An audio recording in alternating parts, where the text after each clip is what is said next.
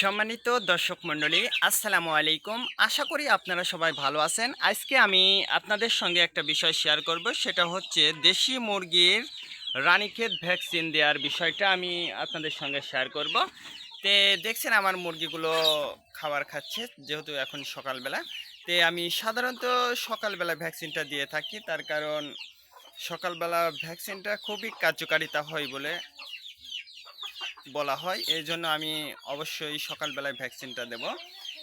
সেক্ষেত্রে আমি যে ভ্যাকসিনটা দেব সেটা হচ্ছে রানীক্ষেত। আপনারা জানেন যে দেশি মুরগির জন্য কিন্তু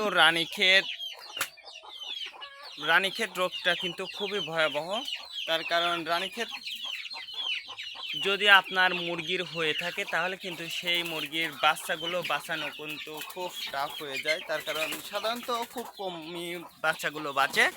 সেক্ষেত্রে আপনাকে অবশ্যই রানীক্ষেত ভ্যাকসিনটা কিন্তু দিতে হবে। সেটা আমিও রানীক্ষেত ভ্যাকসিনটা নিয়ে যাচ্ছি, দেখুন।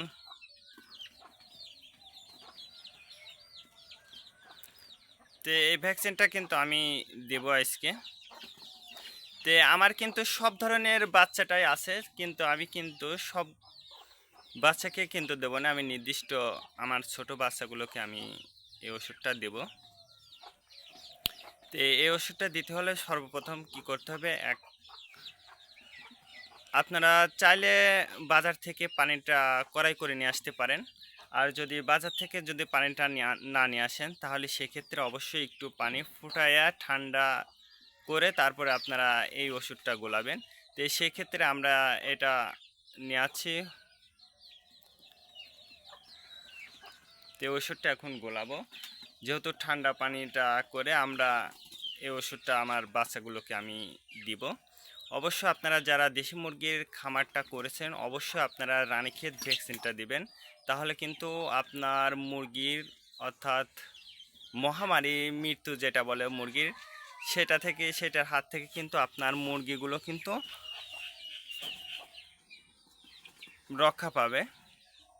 আমি কিন্তু এইগুলো বাচ্চাকে আমি দেব না। আমার এদিকে ছোট বাচ্চা আছে, যেহেতু আমি দেশি মুরগির খামারটাই করেছি, এবং আমি আমি দেশি মুরগির খামারে যে বাচ্চাগুলোকে আমি এখন দেব, সেটা আমি আপনাদেরকে এখন দেখাবো। দেখুন, আমি এই বাচ্চাগুলো কিন্তু রানীক্ষেত ভ্যাকসিনটা দিব।